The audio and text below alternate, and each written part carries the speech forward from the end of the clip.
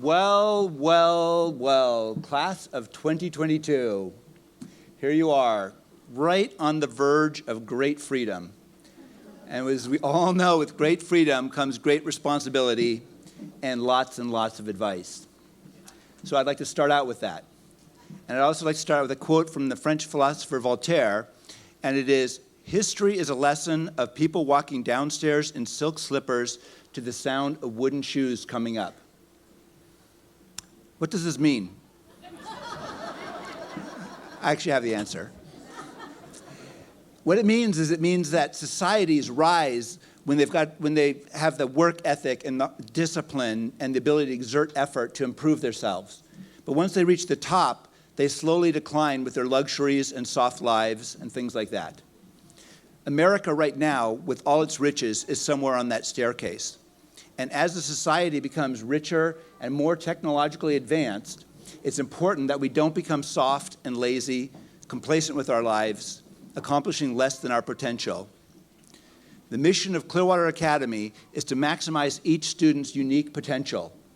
This is because we want every one of you to be as successful as possible, no matter how you define success for yourself. We talk about unique potential because everyone is different. We all have different strengths and weaknesses. It reminds me of a parent who once told me how training judo affected his life. I'm sorry, but I don't remember who told me this, so if you're in the audience, I hope you're not offended by me sharing this. But anyway, this person told me about how he took judo as a young teenager, and it did a lot for him, and he got up to state-level competitions and did great, and it really boosted his confidence and made such a positive effect on his whole life. And his point was, that more people should train judo, which I don't disagree with. And I do understand completely what he meant, and I know how sports can have such a positive effect on people.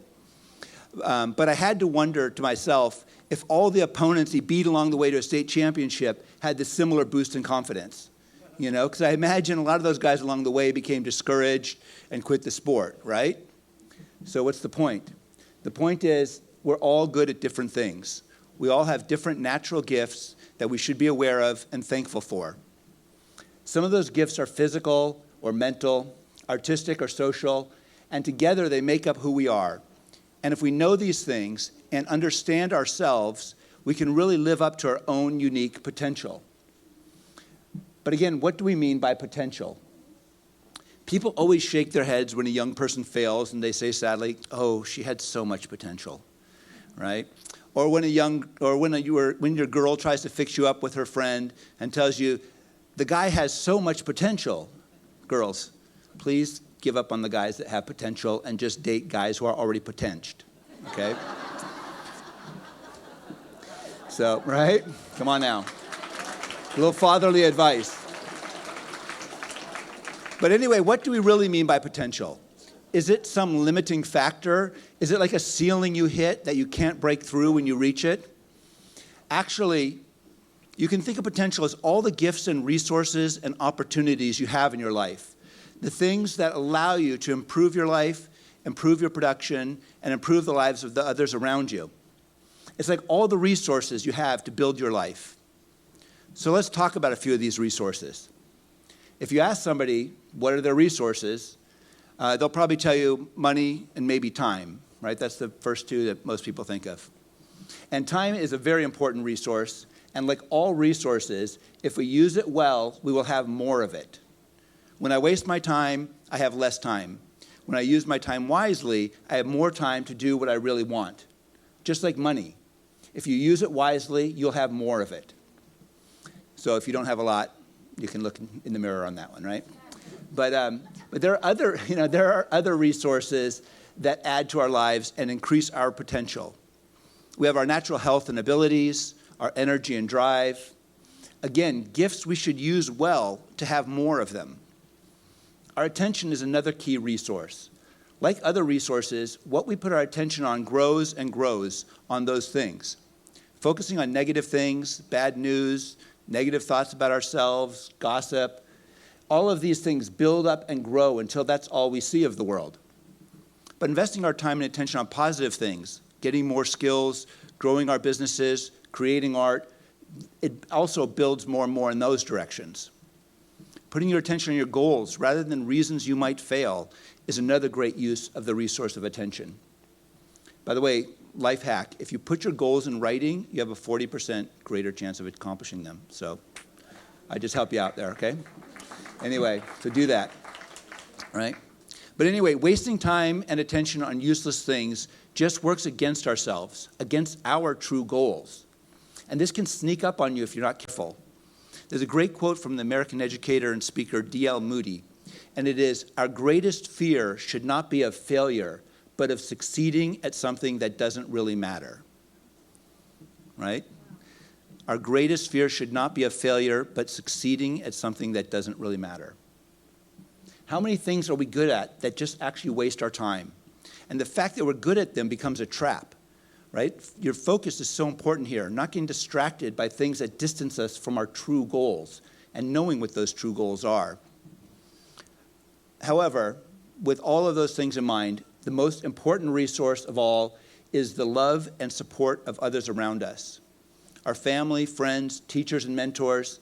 The more we use the help that's offered to us, the more help and support we get. The more we strive to help and support our people, the better we all survive. The better we are as a friend, the more friends we will have. And so when we talk about achieving potential, it's not just about your money or your time, but it's about what you accomplish with the gifts you've been given. We've all been given so much. It's important to recognize that and be thankful for those who supported us in so many ways. Quick story about my Grandma Zwiers. She used to send me $5 every year for my birthday. Kids, that was like getting a Bitcoin every year, okay? Anyway, one year I didn't send her a thank you card. I could have, I was just lazy.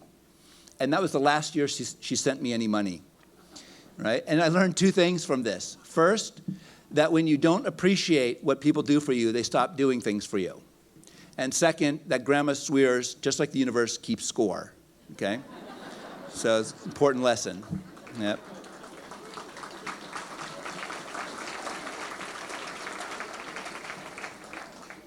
Anyway, just like we appreciate when we get a present, we appreciate the time it's given to us. I think we all should take a moment every now and then and appreciate all the gifts we've already been given. There's so many. And so living up to our potential, right? This is best done, in my opinion, by recognizing and appreciating all the gifts we've been given and using those gifts as best we can for ourselves and others. Finally, the last resource that we all have very much of, and that I'd like to mention, is opportunities. We all have so many opportunities that come our way to be, so we should all be brave, say yes to more things, and embrace those opportunities. After all, we miss 100% of the shots we don't take. Wayne Gretzky, Michael Scott, right? So, thank you for listening, and now I would like to bring on stage our lower school choir.